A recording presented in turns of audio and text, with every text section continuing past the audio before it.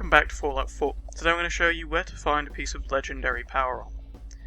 The Piezonucleic Power Armor is located in the Cambridge Polymer Labs, which is just south of the police station where you meet Dance, and just across the river from the crashed spaceship.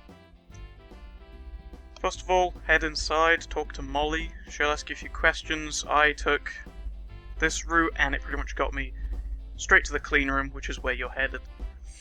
Once Molly has locked you inside the clean room, you're going to need to head into the adjoining room and down the stairs, and you'll enter a lab. This location is important, so remember it. Now you're here, you're going to have to deal with a few ghouls, and collect 3 items from within this laboratory area. There are 2 samples you're looking for, as well as an isotope. The samples that worked for me were samples 3, 1, 1, 1, and unidentified sample 6, 11. These were liquid hydrogen and gold, I believe. You can always check if you've got the right ones at the terminal, and I would recommend you do, because these samples may not be exactly the same in everyone's game. I'm unaware if they're randomized or not, but the ones I took work for me. You can check them at the terminal if you need to. Once you have the unidentified samples, you're going to need to get the radioactive material or isotope.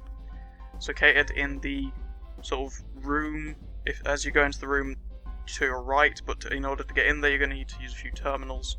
And I'd also recommend you get the hazmat suit from the back room, where I went and also got one of the samples I needed. Because once you open that door there's going to be a lot of rads, and there's going to be a lot of rads once you get in there as well.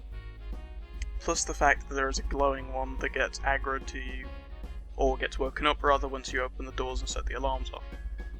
You can deal with him rather stealthily, as I did, and essentially not have to enter combat with him, so he's not much of a threat. But actually getting in there and getting to that isotope is going to give you a lot of rads unless you take that hazmat suit.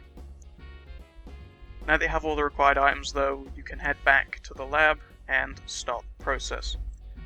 And there you have it, your own Piezonucleic legendary power armor.